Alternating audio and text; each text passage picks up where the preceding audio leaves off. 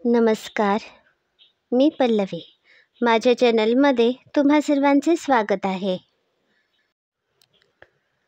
आज मी दक्षिण कन्नड भागामध्ये तयार केले जाणारे बळचट्ट ही रेसिपी तुम्हा सर्वांसोबत शेअर करणार आहे. ही आमची घरामागील बाग आहे. इथे आम्ही या प्रकारे वेगवेगळ्या भाज्या लावल्या आहेत.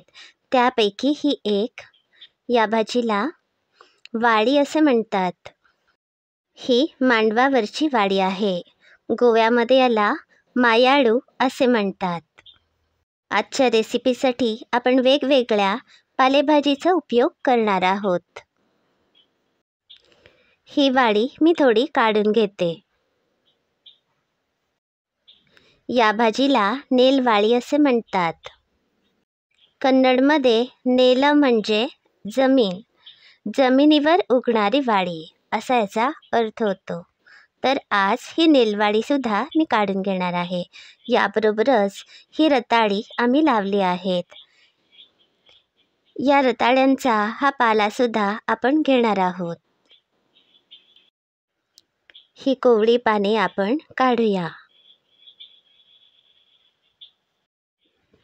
तुमच्याकडे या भाज्या जर मिळत नसतील तर तुम्ही कोणत्याही हिरव्या पालेभाज्या घालू शकता. हे बघा, मगाशी दाखविलेल्या सगळ्या प्रकारच्या पालेभाज्या काढून आणल्या आहेत. आता या आपण चिरूया. ही नेलवाळी आहे. या पालेभाजीची आमटी आणि भाजी करतात आणि बळचट्टमध्ये सुद्धा घालतात. या पालेभाजीची पाने आणि कोवळे देठ आपण चिरून घेऊया. जर या भाजीचे जून देठ असतील तर ते मी आमटीसाठी उपयोग करेन. आता ही कोवळी पालेभाजी मी चिरून घेतली आहे. बागेतला खूप सारा कढीपत्ता मी आणला आहे. याची पानेसुद्धा मी काढून घेते. कढीपत्त्याची पाने तुमच्या आवडीनुसार कमी अधिक घालू शकता. ही पानेसुद्धा अगदी बारीक चिरून घेऊया. तुम्ही या रेसिपीसाठी पालक, पुदिना, कोथिंबीर वापरू शकता. सध्या माझ्याकडे या पालेभाज्या आहेत, त्यामुळे या भाज्या मी अगदी बारीक चिरून घेतल्या आहेत. ही रताळ्याची कोवळी पाने आणली आहेत. ही पानेसुद्धा अगदी बारीक चिरून घेतली आहेत. या पातेल्यामध्ये ही सगळी चिरलेली पाने घालूया. आता यामध्ये 3 मोठ्या वाट्या पीठ घालते. आज हे तांदळाचे पीठ मी घालत आहे. तुमच्या घरी जी पीठे असतील ती तुम्ही या रेसिपीसाठी वापरू शकता. गव्हाचे पीठ, ज्वारीचे पीठ, नाचणीचे पीठ, तांदळाचे पीठ अशी कोणत्याही प्रकारची पीठे तुम्ही घालू शकता. आता यामध्ये 1 चमचा हळद घातली आहे. 4 चमचे गरम मसाला घालते. तुमच्या घरी जो मसाला असेल तो तुम्ही यामध्ये घालू शकता किंवा धने जिरे पावडरसुद्धा घालू शकता. 2 ते 3 चमचे साखर घातली आहे. आता आपण तिखट घालूया. 4 ते 5 चमचे तिखट घातले आहे. तिखटाचे प्रमाण आवडीनुसार कमी अधिक करू शकता. आता सगळ्यात शेवटी मी मीठ घातले आहे. मीठसुद्धा तुमच्या आवडीनुसार कमी अधिक करू शकता. 2 ते 3 चमचे जिरे घातले आहे. 1 वाटी बारीक रवा घातला आहे. आता 1 वाटी ताजे दही घालूया. दह्याऐवजी ताकसुद्धा वापरू शकता. आता अगदी थोडे थोडे पाणी घालून याचे बॅटर तयार करूया. यामध्ये एकदम पाणी घालू नका. अगदी थोडे थोडे पाणी घालून आपण याचे बॅटर तयार करूया.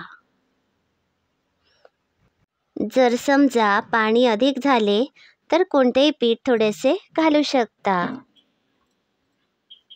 आपण इडली डोशासाठी जसे बॅटर तयार करतो त्याप्रमाणे ह्याचे बॅटर तयार करायचे आहे. आता आपले बॅटर तयार आहे. ही वाळी मी आणली होती, चिरायची उरली आहे, त्यामुळे आता या वाळीची पाने काढून मी चिरून घेते आणि ही पाने सुद्धा त्या बॅटरमध्ये घालते. या वाळीचे देठ आपण आमटीसाठी वापरू शकतो. या प्रकारची वाळी जर तुम्हाला मार्केटमध्ये मिळाली तर तुम्ही या वाळीची पाने आमटीसाठी वापरून हा देठ जमिनीमध्ये जर लावला तर 1 महिन्यामध्ये या वाळीला कोंब फुटून ही वाळी चांगली बहरते. या वाळीची तुम्ही आमटी, भाजी किंवा या प्रकारचे बळचट्ट तयार करू शकता. आता ही वाळीची पाने चिरून मी या बॅटरमध्ये घातली आहेत. पुन्हा एकदा चांगले मिसळून घेते. चितपावणीमध्ये या प्रकारच्या तव्याला काहेली असे म्हणतात.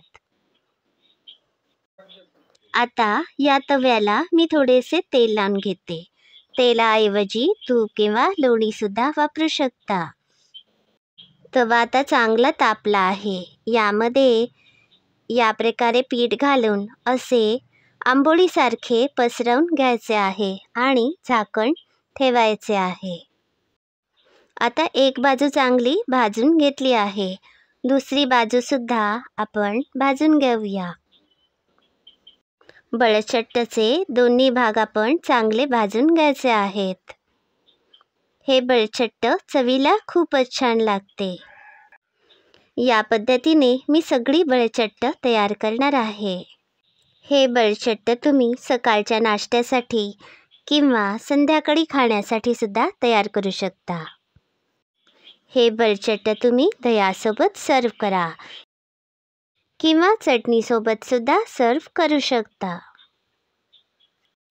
हे बळचट्ट चवीला खूपच छान लागते. ही रेसिपी तुम्ही सुद्धा नक्की करून बघा.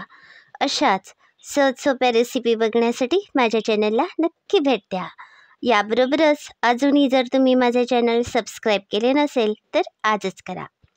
हे व्हिडिओ सगळ्यांना शेअर करा. धन्यवाद.